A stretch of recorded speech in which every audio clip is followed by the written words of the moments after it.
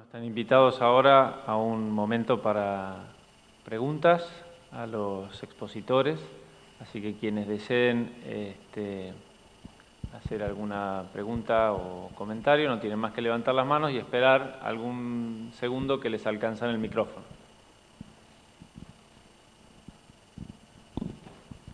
Les pedimos, como siempre, que por favor, si primero se pueden presentar brevemente el nombre y si pertenecen a alguna organización, les agradecemos. María Pía me llamo, estudio abogacía en la Facultad de la UBA. Me gustaría preguntar sobre la institución del matrimonio. Me llamó mucho la atención de que dejemos la institución del matrimonio a la libertad a la libre determinación de los privados, o sea, que no regule nada el Estado la institución del matrimonio.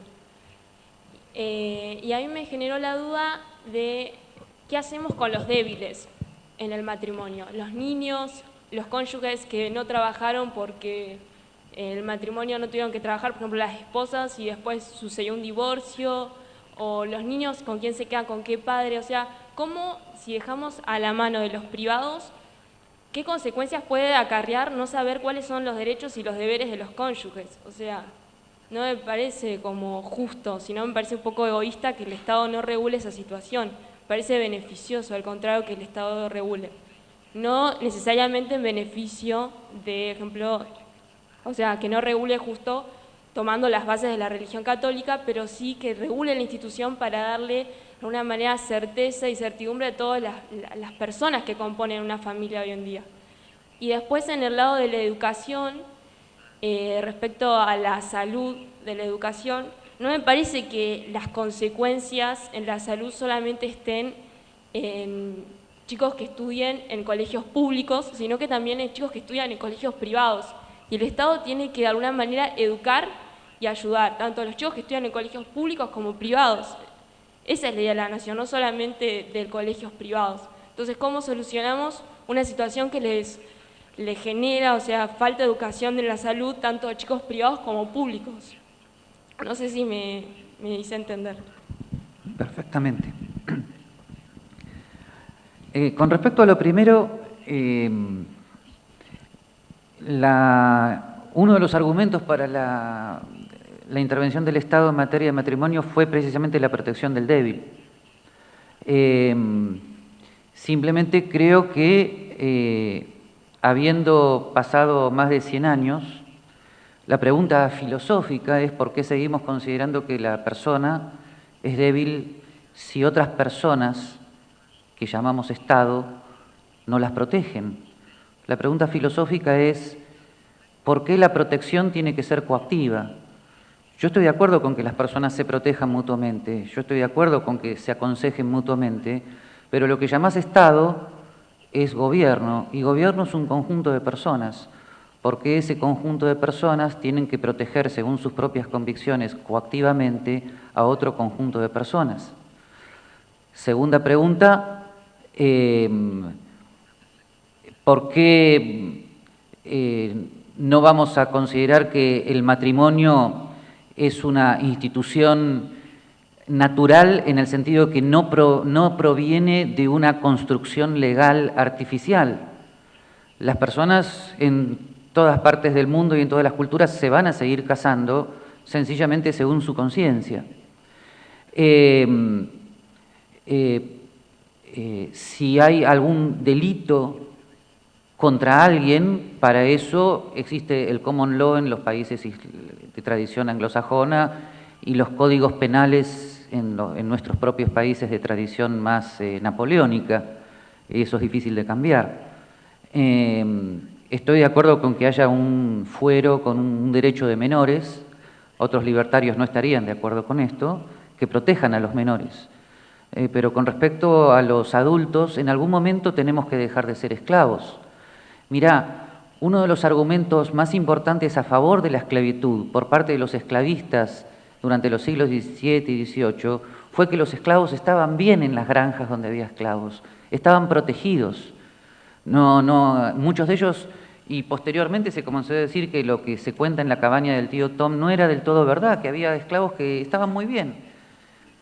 No tenían castigo físico, no tenían abusos físicos, estaban bien provistos en invierno con respecto al frío, nunca pasaban hambre. El problema es que son esclavos. El asunto de la filosofía política y el asunto de una filosofía política basada en una antropología filosófica ¿es el ser humano esencialmente el esclavo de otro, aunque por ser esclavo esté mejor protegido? Yo creo que es eso lo que nos tenemos que plantear, y yo creo que habitamos en una cultura estatista donde suponemos que determinadas personas tienen el derecho de protegernos sencillamente porque son agentes gubernamentales. Si yo tocara la puerta de tu casa y te dijera, hola, soy Gabriel, te voy a decir cómo tiene que ser la educación de tus hijos, te voy a decir cómo tiene que ser tu sistema de salud, ¿vos qué me dirías? Me dirías, ¿y vos quién sos? Es una expresión muy argentina. Pero si yo te digo, vengo en nombre del Estado, vos me dices, ah, bueno, la pregunta es, ¿qué diferencia hay si soy una persona? O sea, finalmente en la filosofía política más clásica, el Estado no está para proteger, está para impedir que otros atenten contra derechos de terceros. La idea de un Estado protector es lo que ha llevado, discúlpame que te lo diga, en mi opinión, a los autoritarismos. Ninguno de los grandes dictadores comenzó invadiendo Polonia directamente. Comenzaron convenciendo a los demás de que ellos eran los mejores protectores de su pueblo. Y yo diagnostico además un origen psicoanalítico de esta dependencia con respecto al Estado. Las personas proyectan una dependencia paterna, no duelada, en los dictadores que votan.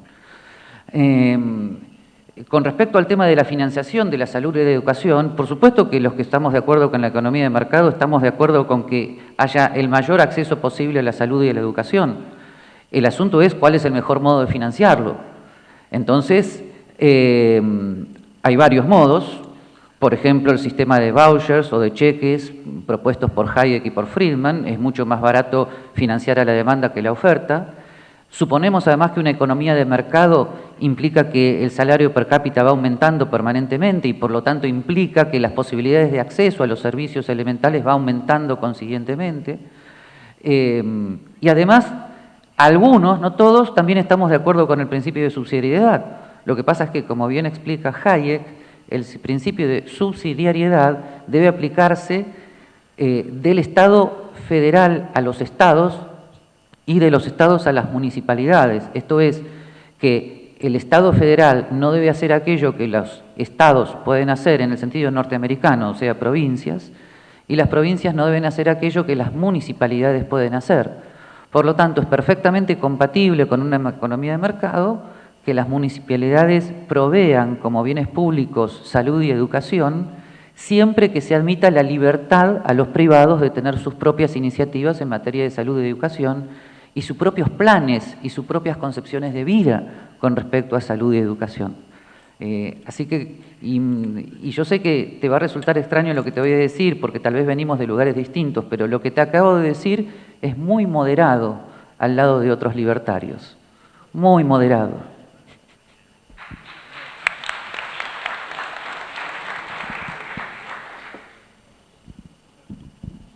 Anita, ¿querés agregar algo?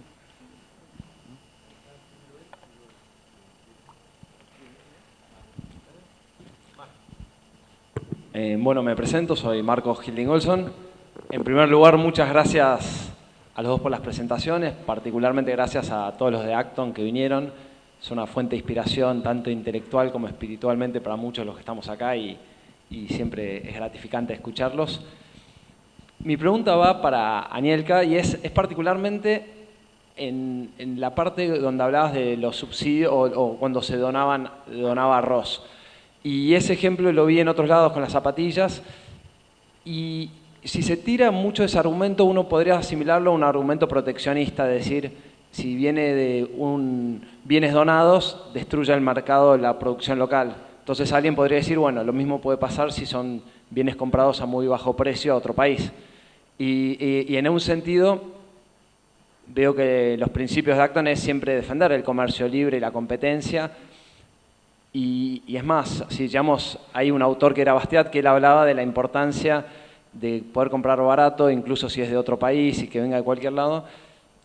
Y mi pregunta va más que nada en qué ¿En qué se diferencia la donación, que puede ser por tiempo determinado o capaz incluso por un subsidio mal aplicado en un país que haga eso, o de un argumento que alguno podría estirar para poner a un tipo de imposición arancelaria que sea limitante al comercio libre?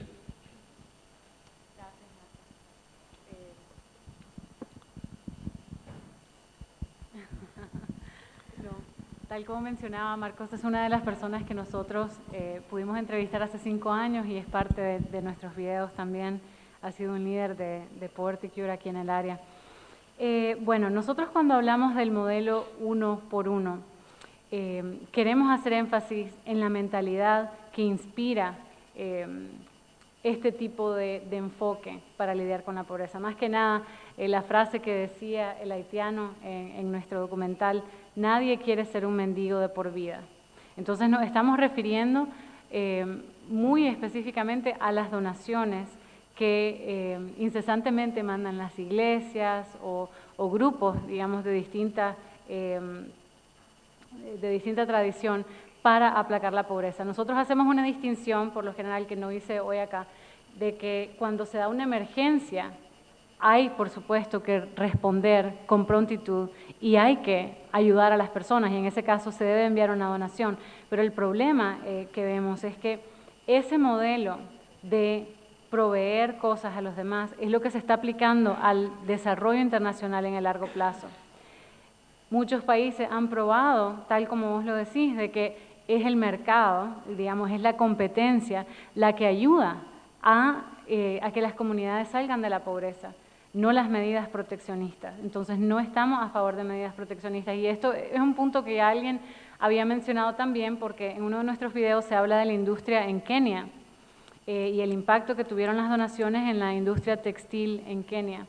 Entonces lo que entendemos, digamos, nosotros apoyamos el comercio, creemos muy fuertemente en que si las personas pueden dedicarse a producir en aquellos sectores en los que tienen no una ventaja comparativa, sino una ventaja competitiva, van a poder salir de la pobreza. Y esto es una distinción importante porque muchas veces en nuestros países terminamos enfocándonos en algunos sectores donde tenemos una ventaja comparativa y la competencia más bien se convierte en quién puede tener los precios más bajos. Los precios más bajos en cuanto a los salarios, los precios más bajos de producción, en vez de ver tal vez sectores u otras áreas, tal como lo hicieron en el caso en Ruanda, ver nuevas áreas donde se pueden potenciar las oportunidades ya existentes en el país. Pero sí, de hecho, lo que nosotros queremos mostrar al hacer este enfoque es la buena intención de muchas personas, pero el malentendido, o sea, cómo está fundado en una concepción errónea de las personas, porque lo que ellos pretenden, básicamente, como dijo el fundador de la organización, es dar zapatos a los niños de por vida. Y ese mismo modelo ahora está siendo copiado y están haciendo anteojos que también van a enviar, y todo sin pensar en la industria local o el hecho de que otros países puedan producir. Ellos, en específico el Tom Shoes, ha decidido empezar una empresa en Haití para la producción de zapatos, que sería un poco a lo que nosotros les llamaríamos, ¿no? O sea, que inviertan en la comunidad local, a que creen empleos, y que si eso va a ser algo competitivo, el mercado lo va a decir. Si van a crear un producto de calidad, la gente lo va a comprar y no va a ser simplemente por el sentimentalismo de decir, no, yo estoy ayudando a alguien, por eso compro este producto. Sí, hay una pregunta por acá y luego hay un segundo acá adelante. Ahí te anoto.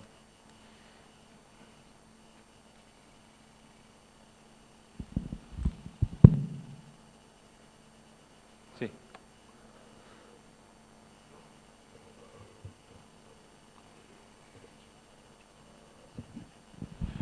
Hola, ¿cómo le va? Mi pregunta va dirigida al profesor Zanotti. Profesor, usted, una de las cosas que señaló que me pareció muy interesante es básicamente señalar que, o defender la promoción del liberalismo clásico, ¿cierto? Por cuanto hay una noción ahí, o se mira toda política, o se mira la sociedad, ¿cierto? Desde el respeto a una ley natural, ¿verdad? Eso yo lo comparto, me parece, lo comparto teóricamente y también desde el punto de vista de la promoción. Mi pregunta es desde mi lugar de docente y también un docente que está preocupado, al igual que usted y todo acá, de los temas públicos. Es decir, ¿qué posibilidades hay en un imaginario donde todo pareciera, o no sé si todo parece exagerado esto, pero donde se conspira o donde la discusión es precisamente contra el relativismo, donde el relativismo y el nihilismo precisamente parecieran darles un lugar inferior a la verdad, a las esencias, al valor ontológico de las cosas? Para nosotros, desde la idea de la defensa de una ley natural, ¿cierto?, de modo tomista, poder dar un debate a nivel social. Lo digo desde el punto de vista de lo que cuesta, no la comprensión teórica, sino que la promoción, el modo de influir, influir desde las ideas, digamos, defendiendo este planteamiento. Lo digo, la dificultad que hoy día existe, ¿no? Cuando hoy día, por ejemplo, se cuestiona el fundamento de la moral, insisto, desde el relativismo, desde el nihilismo. Mi pregunta apunta a un consejo del cómo. Gracias, profesor. A ver, ahí hay como dos audiencias. Una audiencia es la audiencia académica, que es donde yo más me manejo, sin de ninguna manera cometer el error que cometieron algunos liberales clásicos de denigrar la acción política concreta.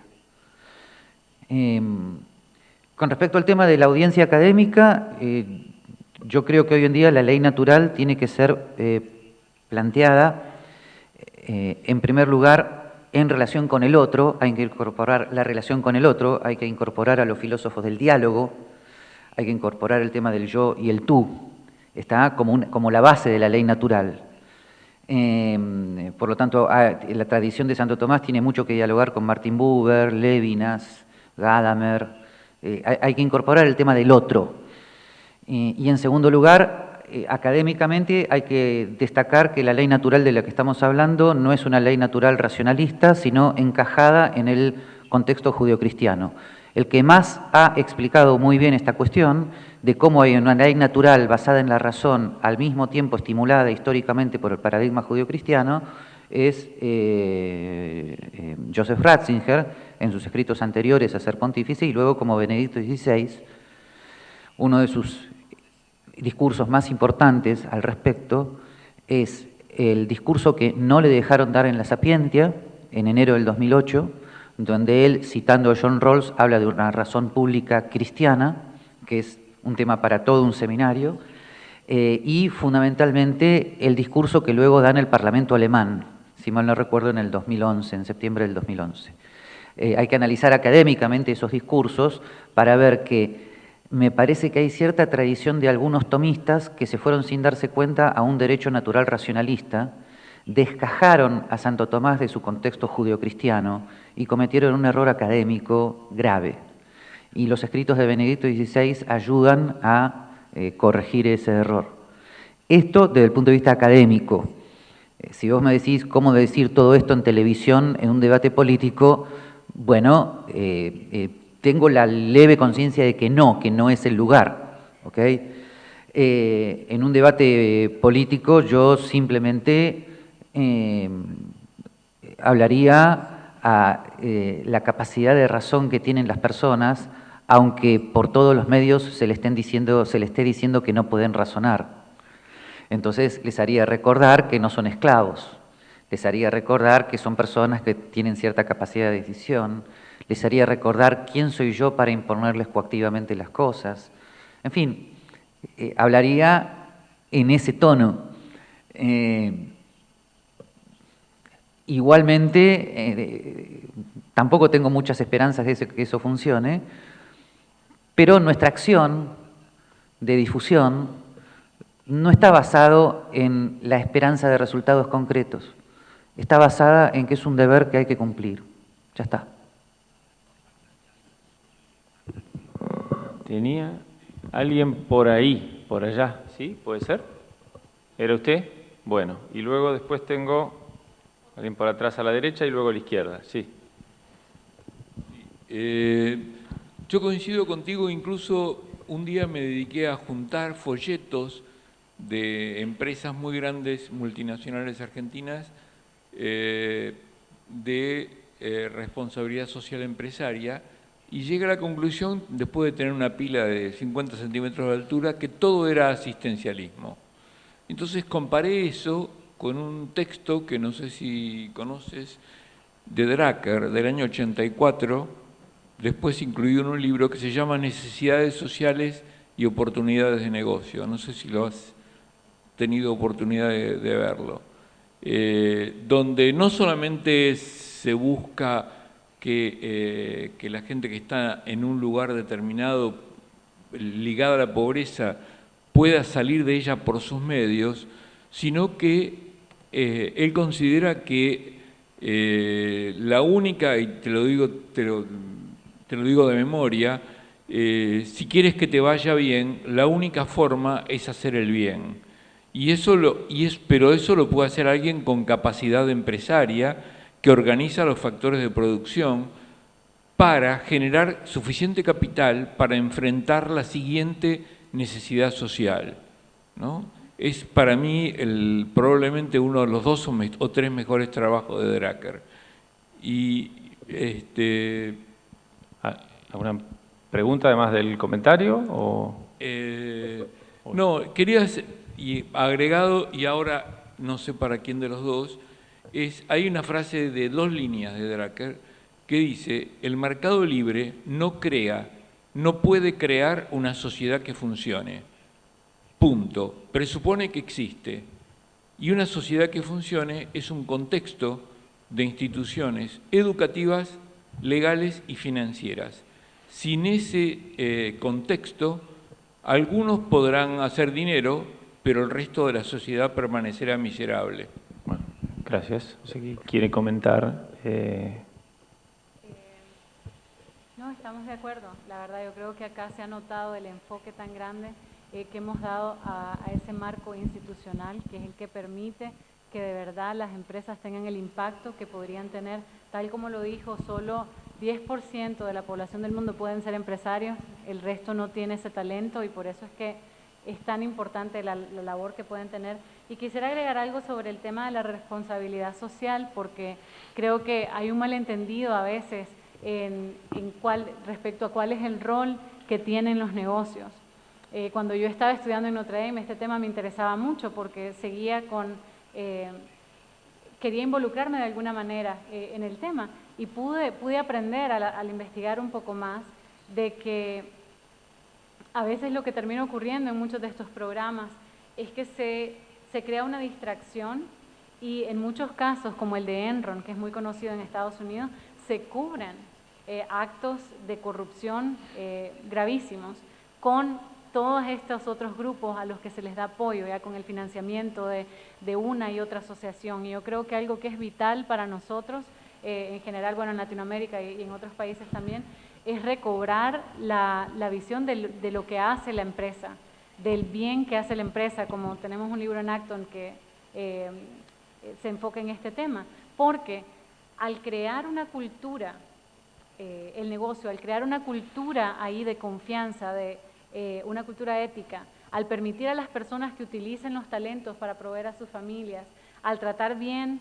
a los trabajadores, a los suplidores, al proveer una ganancia para los dueños, porque sabemos que no hay nada malo con tener una ganancia, se está teniendo un impacto que es mucho mayor que el que se podría tener creando fondos adicionales en estas iniciativas para mostrar una responsabilidad social. Nosotros decimos que cuando se habla de empresas sociales, a veces es como un término redundante, es como decir una amistad social, porque los negocios, por su definición, son sociales y tienen un impacto que va más allá de las personas, va en toda la comunidad. Y eso es algo que la verdad yo pude observar en Nicaragua a través de nuestro trabajo en la Agencia de Promoción de Inversiones de una forma muy directa, y por eso es que lo creemos pues firmemente.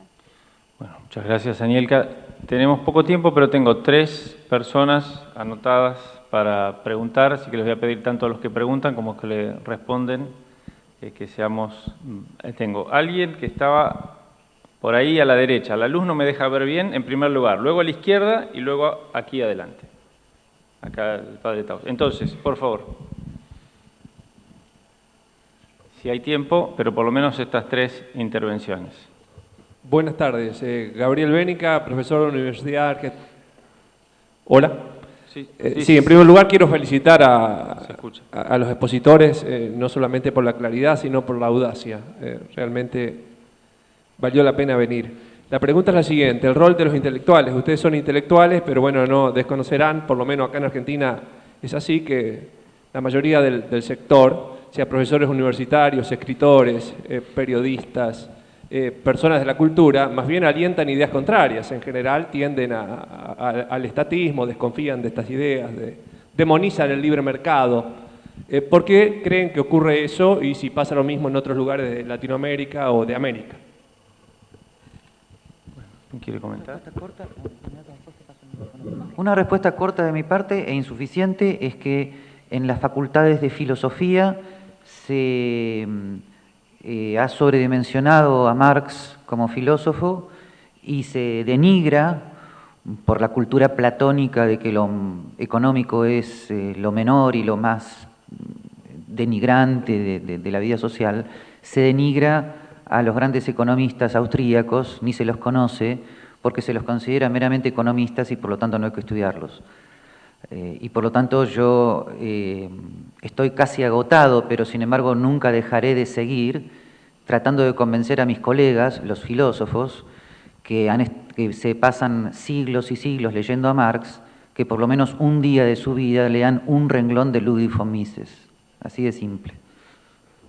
¿Un comentario? Anielka. Bueno, yo creo de que este tema de por qué el libre mercado ha sido demonizado es porque no hemos experimentado un libre mercado en Latinoamérica.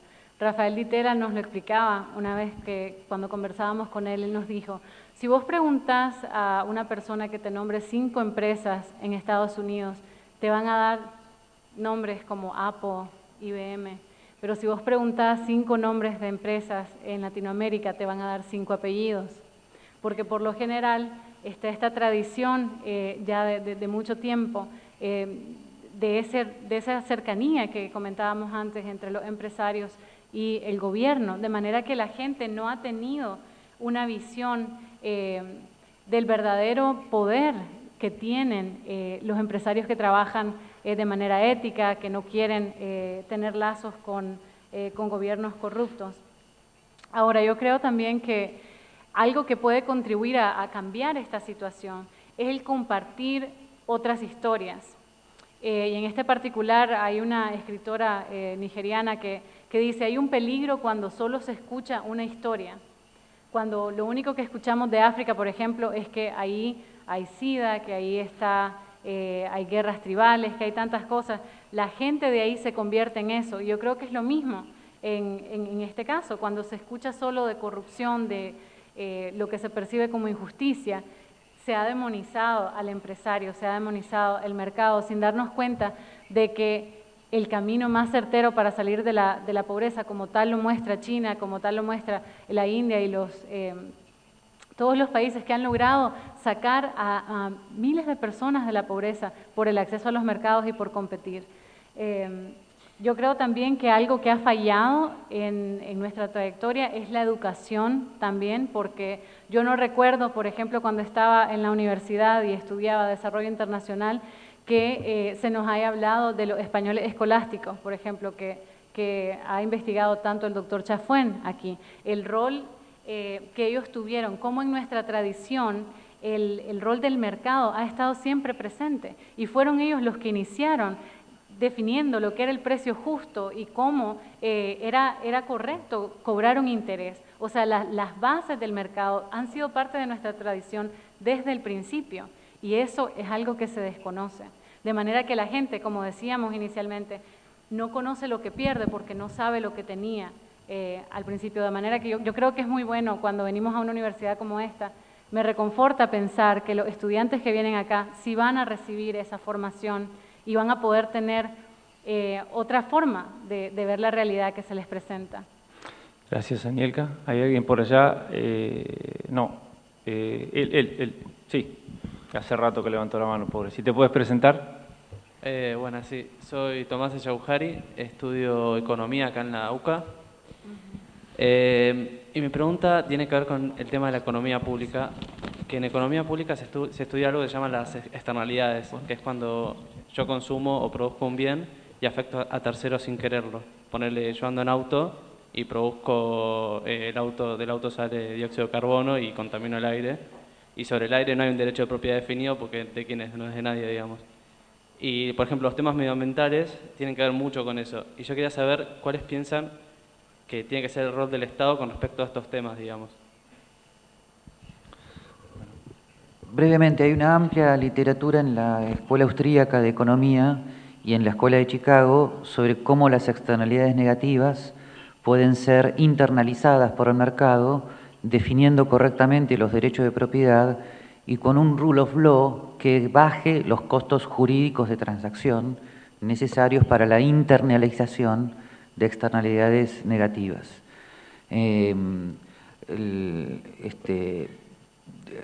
Rápidamente, en todo caso, te puedo recomendar el último libro de Peter Beck, Living Economics, donde hay referencias a este tipo de literatura. Y hay otro libro clásico que en este momento me olvidé, Ambientalismo de Mercado, en español. ¿Está? Así que el tema de las externalidades negativas fue tratado de manera pro mercado por ambas escuelas.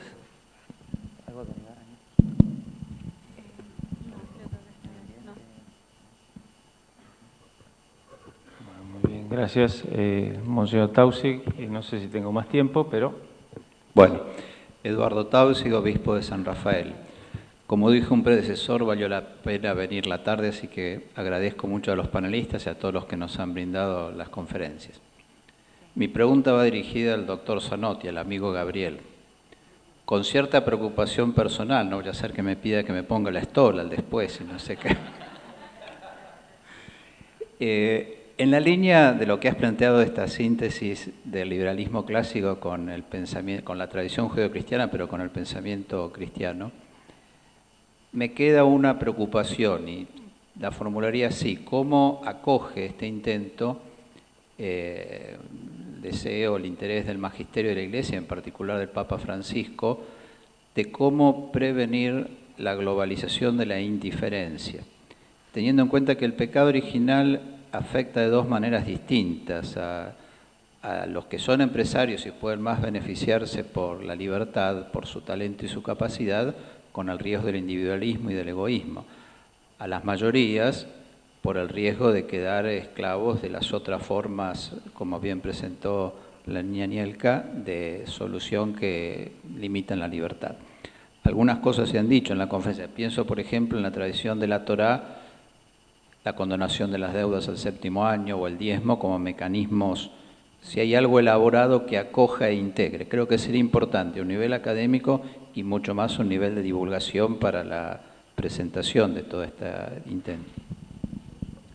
Rápidamente, hay cierto consenso, tanto en el Acton Institute de Estados Unidos como en el Instituto Acton Argentina, de que las críticas de Francisco al capitalismo son las críticas al llamado crony capitalism, o sea, el capitalismo de amigos, el contubernio entre empresarios privados y los privilegios y prebendas obtenidos por parte del Estado. Esto no solamente ocurre en Argentina, sino que es una situación denunciada por Mises y Hayek y James Buchanan en Europa y en Estados Unidos desde los años 40 en adelante, o posguerra. Por lo tanto, ahí creo que podríamos tener un punto de acuerdo. La globalización de la indiferencia se debe a la globalización del intervencionismo. El libro de George Soros sobre la crisis del capitalismo global debería haberse llamado La crisis del intervencionismo global. Y con respecto a propuestas, yo me acuerdo muy bien de una propuesta de la Comisión Justicia y Paz del Vaticano de hace algunos años sobre el tema de deuda externa, proponiendo condonaciones de deuda, etcétera, etcétera, y eso encaja perfectamente con lo que los economistas austríacos han denunciado permanentemente como que la ayuda internacional de estados a estados lo único que hace es aumentar la deuda pública, lo cual es pagado injustamente luego por sus ciudadanos, porque esa deuda pública se paga o con más impuestos, o con inflación, o con más deuda pública. Por lo tanto, es obvio que las deudas de los países latinoamericanos son impagables. Lo que hay que hacer es una transformación radical de todo el sistema. Eliminar absolutamente la ayuda de los estados a los estados, colocar libre comercio, el sistema de negocios de los cuales estamos hablando, condonar las deudas y comenzar de vuelta. O sea, no sé si esto será traducible, barajar y dar de vuelta. O sea, comenzar de vuelta el sistema. Concluyo, el sistema como está, el capitalismo global actual, que en realidad es un intervencionismo global, tiene una crisis final a la cual todavía no hemos llegado y no quiero hablar de ella para no asustar a nadie. Bueno, muchas gracias. Lamentablemente no hay más tiempo para otras preguntas. Quisiera pedir un aplauso para los expositores.